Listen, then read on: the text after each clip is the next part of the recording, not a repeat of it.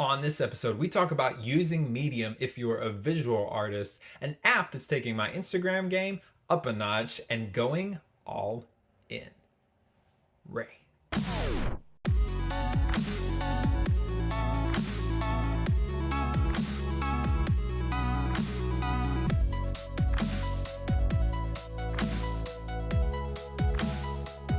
Hey everybody, and welcome to Finish Friday, the show that helps more creative people change more lives. I'm your host, Todd B from Tennessee, and I created this show because on a scale of 1 to being the only Tennessee fan at an Alabama Vanderbilt game, creating things is hard, and finishing those things is even harder. Yeah, so I spent the weekend at the Alabama Vanderbilt game in Nashville, and it was completely insane. Very cool part of Nashville. We got to see a lot of stuff that I don't usually get to see, but it was definitely packed. And of course, if you keep up with the sport at all, you know by halftime the game was over. A lot of people had left, and we had a little bit more room to roam at that point. But you know me, I can't just go to an event. I'm always thinking, what's the lesson here, right? Like, what am I trying to get out of this? And to me, just the way Alabama, the best team in the country, does what they do makes the game look so much easier. And so when you're the best at what you do, everything gets so much easier. And as someone who's still a Vanderbilt when it comes to this whole writing and YouTubing thing, they definitely got me motivated to get up here today and do episode 37 for you. So with that, let's get into today's topic.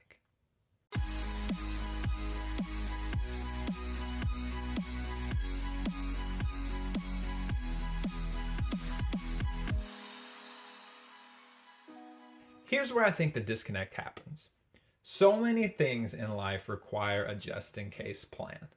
If you have an unexpected expense, you have your just in case money.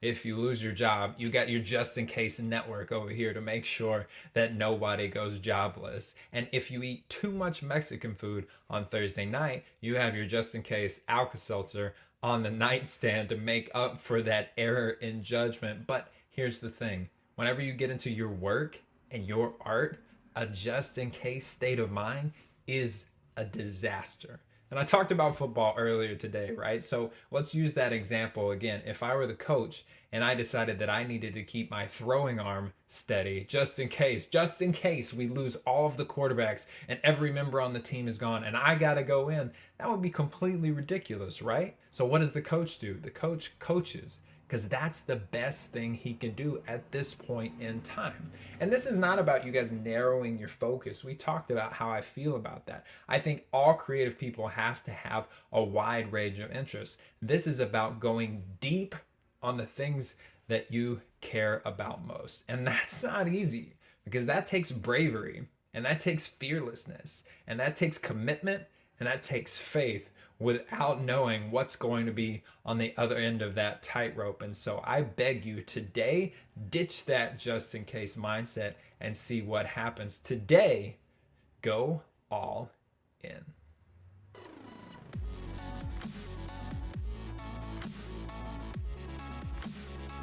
I got to talk about the angles real quick. Last week I asked what kind of angle you guys like the show best, and I gave you 3 options. To be honest, this option right here and option 1 were neck and neck. Probably option 1 was the most popular, but for right now, I'm sticking with this. It's the easiest way for me to get the show to you, and I can still have my coffee right here on the table. You don't have to worry about that.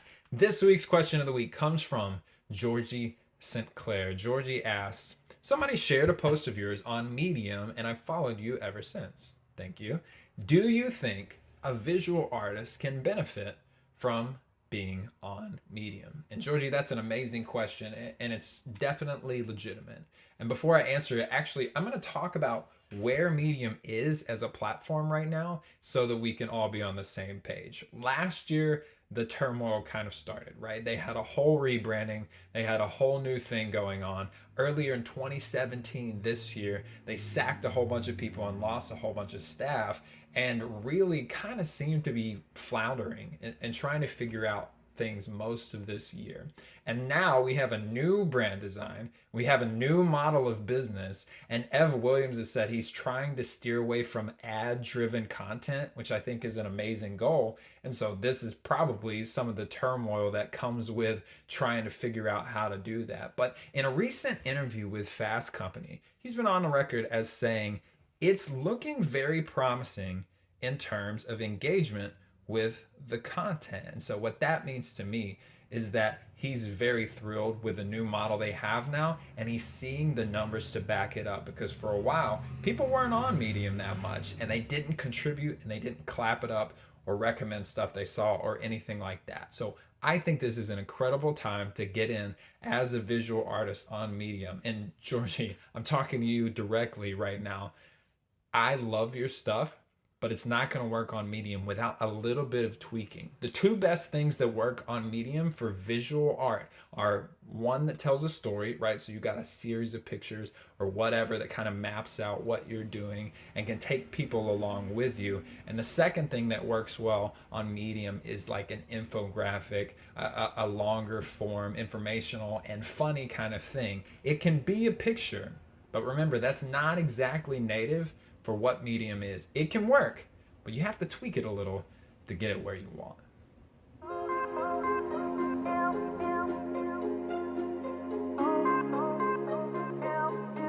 Today's artist spotlight is unique because it's not a person at all. Instead, I wanted to take the time and bring on an app that I think you guys are gonna love if you're not using it already. It's helping me take my phone photos and bump them up to the next level, and it's called Snapseed. Snapseed is a photo editing app that was made by the guys over at Google. I love those guys, and they have definitely done it again with this app. I will of course link it down below, but it's so intuitive for me to kind of take your photos to the next level. And if you're not like me and you're not going to get the app and immediately just start playing with it until you figure it out, I'll link up Peter McKinnon's How to Take Better Shots with your iPhone down below, and you can watch the video there to get you started. That's it for episode 37. Thank you guys so much for watching. Before you get out of here, make sure you answer this week's Ask the Audience. And the question is, who do you think deserves more credit as an artist?